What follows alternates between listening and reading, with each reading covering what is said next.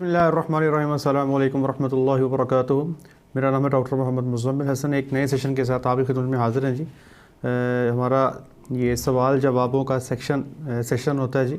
आपके इस वीक के जो भी सवाल हो, नीचे डॉक्टर उस्मान साहब का नंबर चला दिया, आप उनको मैसेज कर सकते हैं अपने सवालात। तो इस दफ़ा जो सवाल हमारे पास आए हैं, सबसे पहला सवाल ये साहब ने इंग्लिश में पूछा है, तो पहले मैं इंग्लिश में पढ़ देता हूँ, फिर इसकी मैं ट्रांसलेशन भी कर दूँगा। Government of KPK has launched a dairy project. 10 imported animals will be given to the farmer. Farmer will make a modern shed for 20 animals, 10 kilowatt solar backup system. Farmer must continue farming for 5 years. 7 लिखा है या 70 लिखा है जी. Percent of animal cost will be paid by the farmer. Kindly make a feasibility report on the project.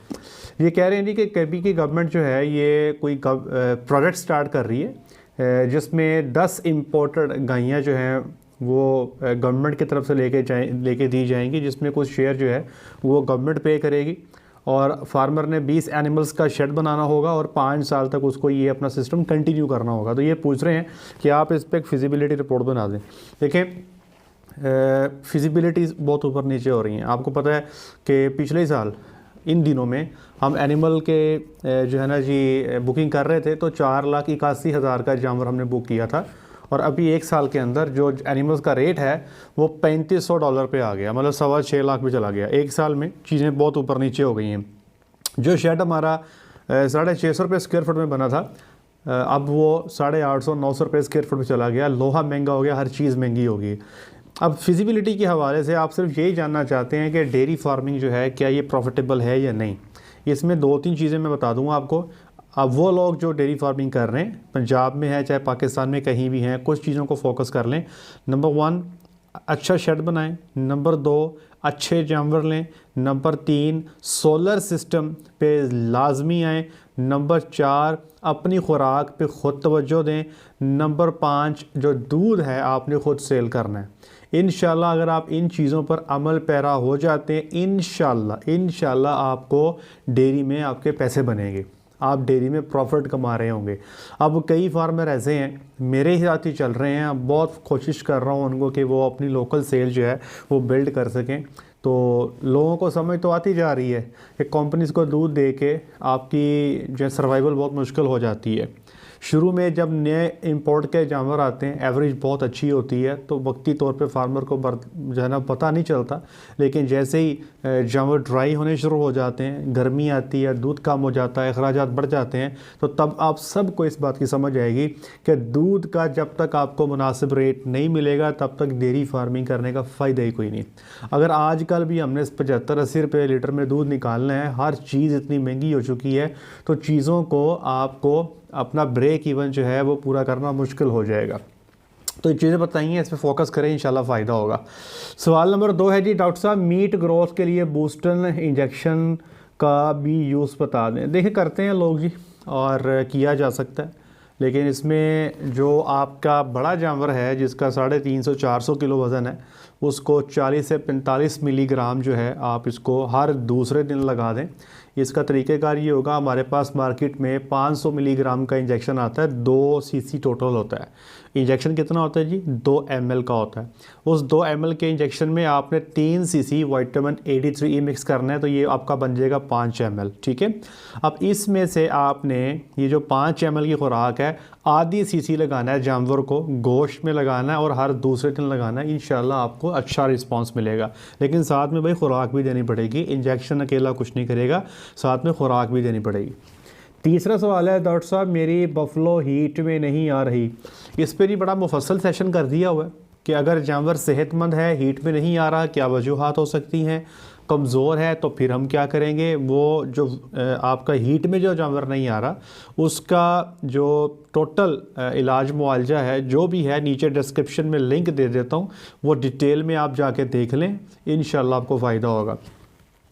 चौथा सवाल है जी, doctor साहब mineral therapy क्या है और किस तरह की जाती है। देखें भाई, मिनरल थेरापी अमूमी तौर पे हम कहते हैं कि जानवर वो जिसमें मिनरल की कमी हो उसको नमकियाती आमेज़े जो हैं वो खुराक में भी दिए जा सकते हैं। आप उसको कुछ इंजेक्शंस अवेलेबल हैं वो भी दे सकते हैं। इंजेक्शन जो हैं उससे बेहतर ये है कि हम कहते हैं कि आप खुराक में जो है अच्छा जो नमकियाती आमेज़ा है वो शामिल कर लें। इसमें दो तरह के आपके मिनरल्स होते हैं, एक माइक्रो मिनरल्स होते हैं, एक मैक्रो मिनरल्स होते हैं। आप इनका कॉम्बिनेशन भी इस्तेमाल कर सकते हैं या आप इनको अलग-अलग भी इस्तेमाल कर सकते हैं। तो जानवर की कमियों को बाद औक़ात देखें कि सेहतमंद जानवर होता है, हीट पे नहीं आ रहा होता, हल्का फुल्का उसको हम मिनरल्स की सप्लीमेंटेशन करते हैं, मिनरल देते हैं खुराक में, वो हीट में आ जाता है। तो मिनरल थेरेपी का मकसद ये है कि जानवर के जिस्म में नमकियात की कमी को, नमकियाती अमेज़ा देते हैं उसकी कमी को पूरा करने के लिए, तो वो खुराक के थ्रू आप दे लें वो ज़्यादा बेहतर है। अगला जी डॉक्टर साहब नेपियर ग्रास का एक्सपीरियंस शेयर कर दें, इसका इस्तेमाल कैसा रहा। देखिए जी नेपियर ग्रास हमने उस पर सेशन किया था और मैंने उसकी पूरी न्यूट्रिशन के ऊपर भी आपको बताया था कि उसका टोटल क्या सिनेरियो है। हमने जी वो अपने ड्राई हर्ड को नेपियर ग्रास दिया था और मैंने पहले भी बताया था वीडियो के अंदर कि हमारा जो ड्राई हर्ड है उसको नेपियर ग्रास का इस्तेमाल किया तो हमारी थोड़ी सी कॉस्ट कम हो गई थी, एनिमल हमारे ठीक रहे थे। लेकिन जैसे ही हमारे जानवर क्लोज़अप में गए, क्लोज़अप से मुराद के बच्चा देने से 3 हफ्ते पहले हमने उनको फिर अपनी जो हमारी डाइट है जिसमें साइलेज भी है और बाकी का हमारा फार्मूला है वनडे का, हमने उस पर शिफ्ट कर दिया था। मिल्किंग वाले जानवरों को जी हमने ये नहीं दिया। अगला सवाल है सवाल number 6, urea treatment of wheat straw पे वीडियो बना दें। जी इस पे वीडियो पहले बना चुके हैं, नीचे डिस्क्रिप्शन में मैं इसका भी लिंक दे दूँगा, आप इसको भी जाके तसल्ली से इस लिंक को देख लीजिएगा। अगला सवाल है सर मैं बफलो का एक टीट में से धार बहुत सख्त आती है, इलाज बता दें। देखें दो चीज़ें हैं, एक है कि किसी भैंस की चौवाई सख्त होती है या पंजाबी में कहते हैं अचीड़ी माझे, उसकी मिल्किंग सख्त है।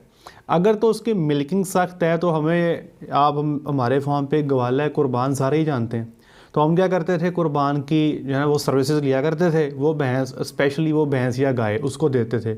मुझे याद है हमारे पास एक ना पेलन वैड आई 1100 नंबर। अब वो देखने में तो तकरीबन वलैती थी लेकिन कुदरती तौर पे वो चीड़ी थी बहुत ज़्यादा, थन उसके बड़े बड़े थे। हर गवाले का दिल करता था कि जब ये मिल्किंग करवा के आएगी ना, बच्चा दे के आएगी तो हम इसकी मिल्किंग करेंगे। हमने कुर्बान को दे दी, कुर्बान ने तो 4-5 दिन उसकी मिल्किंग की है, उसके निकल के पसीने कि डॉक्टर साहब ये तो फंस गए हैं। खैर उसने फिर उसको 3-4 महीने दबा के अच्छे तरीके से ज़ोर से उसकी मिल्किंग की, तो 3 महीने के बाद मैं भी उसकी मिल्किंग करने के काबिल हो चुका था, वो भी ठीक हो गई थी। एक तो है भैंस का या गाय का चीड़ा होना, इसका यही तरीका जो बता रहा हूँ। अब बाज़ औक़ात ये होता है कि जानवर की चौवाई बिल्कुल ठीक होती है और चौवाई के दौरान बाज़ औक़ात थन की धार बहुत सख्त हो जाती है, चीड़ी हो जाती है, जिसको हम आम ज़ुबान में मुँह सड़ी भी कहते हैं। अब मुँह सड़ी पे हमने बड़े देसी नुस्खे ये वो बड़ा कुछ करके देखा लेकिन कभी थन ठीक होता हमने देखा नहीं अपने पास फार्म पे। फिर इसकी छोटी सी हम सर्जरी करते हैं, इसको टीट स्टीनोसिस कहते हैं हमारी मेडिकल लैंग्वेज में, या पंजाबी में मुँहसड़ी कहते हैं। अब ये ऑपरेशन कैसे किया जाता है ये हमने यूट्यूब पे किया हुआ है, आप अपने इलाके के जो डॉक्टर्स हैं उनके साथ बैठ के वो वीडियो देख सकते हैं। मैं नीचे लिंक में वो वीडियो डाल दूँगा, आप उसको देख लीजिएगा। इसको ऑपरेट करवा लें जितनी जल्दी करवा सकते हैं, अगर लेट करेंगे तो थन पे स्वेलिंग भी हो सकती है, दूध भी कम हो सकता है, साड़ू के इम्कानात भी हो सकते हैं। सवाल नंबर 8 है जी सर मैंने अल्बेंडाजोल से डिवर्मिंग की, ठीक है जी, की थी अपने जानवरों की, उसके मिल्क से स्मेल आती है, इसका इलाज बता दें। देखिए जी अल्बेंडाजोल की डिवर्मिंग का दूध में स्मेल लाने से कोई ताल्लुक़ नहीं है, ठीक है। दूध में स्मेल आने की कई सारी वजूहात होती हैं, उसमें सबसे जो बड़ी वजह है जिस जगह पे जानवर की मिल्किंग की जाती है उस जगह की सफाई सुथराई है। जिस बर्तन में आप जानवर का मिल्क इकट्ठा करते हैं आगे जहाँ पे उसको शिफ्ट करते हैं, सबसे बड़ा फैक्टर ये आता है। हाउएवर अगर आपकी सफाई बिल्कुल ठीक है, सारे मामला ठीक हैं, तो मैं ये रिकमेंड करूँगा कि अपनी खुराक में मीठे सोडे का इस्तेमाल करें, यीस्ट का इस्तेमाल करें और अपनी खुराक में आजकल चूँकि बरसीम बहुत ज़्यादा, शाला लोग बहुत ज़्यादा डाल रहे हैं, तो उसकी मिकदार को 15 किलो से कम करते हैं। जहाँ पे 15 किलो से बरसीम ऊपर लेके जाएंगे, थोड़ा सा दूध का कलर भी चेंज हो सकता है और हल्की फुल्की स्मेल भी उसमें आ सकती है। ठीक है जी। हमें अमूमी तौर पे फार्म पे ये इशू आता था, जैसे ही हम 15 किलो से बरसीम ज़्यादा करते थे तो हमें अब मार्केट में से अपने कस्टमर से कंप्लेंट्स का सामना करना पड़ता था, फिर हमें उसको मजबूरन 15 किलो से हमें नीचे करना पड़ता था। तो ये याद रखिएगा। लेकिन ज़्यादा मेन फैक्टर आपकी डाइट है और आपके जानवर का माहौल है। सर बाईपास फैट एक जानवर को कितनी देनी चाहिए? देखें भाई, ये तो जानवर के प्रोडक्शन पे डिपेंड करता है, आपके राशन फार्मूलेशन पे डिपेंड करता है, आप राशन में क्या इस्तेमाल कर रहे हैं। देखिए कुछ फैट्स जो हैं वो आपके वनडे से भी जा रही होती हैं, आपके डिफरेंट इंग्रेडिएंट्स हैं। अगर आप राइस पॉलिश का इस्तेमाल कर रहे हैं, आप सरसों की खल का इस्तेमाल कर रहे हैं, इनमें फ़ैट कंटेंट्स अच्छे हैं। तो डिपेंड ये कर रहा है कि आप अपनी डाइट से क्या दे रहे हैं, एनिमल को क्या चाहिए, कितना चाहिए, हमने कहाँ से देना है। तो ये आपके राशन पे डिपेंड करता है कि आप कितना डाल रहे हैं, कितनी कमी रहेगी है, कहाँ से कितना हम इसको पूरा करेंगे। ठीक है जी। आखिरी सवाल है जी, सर जानवर को काविंग के कितने दिन बाद वंडा देना चाहिए? देखें भाई, ये एक ऐसा सवाल है जिसको समझाने के लिए हमने इतने सेशन, इस सवाल पे हमने बहुत ज़्यादा बात की है और शदीद इस टॉपिक पे हमने बात की है। देखिए मैं आपको बात बताता हूँ। बहावलपुर के हमारे एक फार्मर हैं, उन्होंने कोई 7-8 महीने पहले हमें रब्ता किया और वो कहते रहे डॉक्टर साहब अमेरिकन काउज़ हमने इंपोर्ट की हैं, गायें आ गई हैं, बिल्कुल ठीक ठाक थी, सेहतमंद थी, सब कुछ ठीक था। कहते उन्होंने बच्चा दिया है, तो बच्चा देने के बाद एक दफ़ा दूध भी उनका बढ़ा है, लेकिन डॉक्टर साहब अब उनका दूध भी कम हो गया और वो सेहत उनकी बहुत डाउन हो गई है, वो कपियाँ बन गई हैं। तो जब उनसे इन्फॉर्मेशन ली, भाई आप क्या खिला रहे हो, क्या डाल रहे हो, कितना डाल रहे हो, तो पता चला कि वो वंडा नहीं डाल रहे। मैंने कहा आप वंडा क्यों नहीं डाल रहे? वो कहते जी हमें यहाँ किसी ने बताया कि वंडा गर्म होता है और बच्चा देने के बाद आपको कम से कम 15-20 दिन वंडा नहीं डालना चाहिए। तो मैंने उनसे कहा भाई अब आप नुकसान आपके सामने हैं, तो अब मेरा ख्याल आपको सीख लेना चाहिए। वो कहते हैं learn in the hard way, आपने नुकसान करवा लिया अपने जानवरों का। देखें 12 साल से हम डेयरी फार्मिंग कर रहे हैं, ठीक है, प्रैक्टिकली कर रहे हैं। एक किताब में पढ़ने वाली बात ऐसे नहीं है, हम प्रैक्टिकली कर रहे हैं। जानवर जैसे ही बच्चा दे के आता है, आप सब लोगों को पता है कि दूध जो शुरू में जानवर देता है उसके अंदर बहुत ज़्यादा कैल्शियम भी होता है, तवानाई भी होती है और बड़ा न्यूट्रिएंट रिच होता है। जैसे जैसे जानवर के बच्चा देने के बाद दिन गुजरते जाते हैं, ये दूध ऐसे ऊपर जाता है, ऐसे बिल्कुल ऊपर जाता है, ऊपर जाता है, ऊपर जाता है। दूसरे नंबर पे आप सब लोग जानते हैं कि बच्चा देने के बाद पहले 15-20 दिन में जानवर की जो खुराक उठाने का अमल है वो इतना अच्छा नहीं होता, जानवर अच्छे से नहीं खा रहा होता। तो कुदरती तौर पे एक तो जानवर खाना खुराक कम उठा रहा है, दूसरा जानवर जो है उसका दूध बढ़ रहा है। अब यहाँ पे जितनी जानवर को तवानाई चाहिए उससे ज़्यादा बाहर जा रही है, तो जानवर के जिस्म में तवानाई कम हो जाती है। इसी तरह जानवर जो है नेगेटिव प्रोटीन में भी चले जाते हैं, नेगेटिव प्रोटीन बैलेंस भी हो जाता है, नेगेटिव एनर्जी बैलेंस भी हो जाता है। तो यहाँ पे जो हम जानवर को खुराक देते हैं उसमें वंडा हम देते हैं, लाजमी देते हैं। और यहाँ पे जो वंडा देते हैं उसकी प्रोफाइल हाई रखते हैं, मतलब ज़्यादा प्रोटीन और ज़्यादा एनर्जी वाला वंडा देते हैं।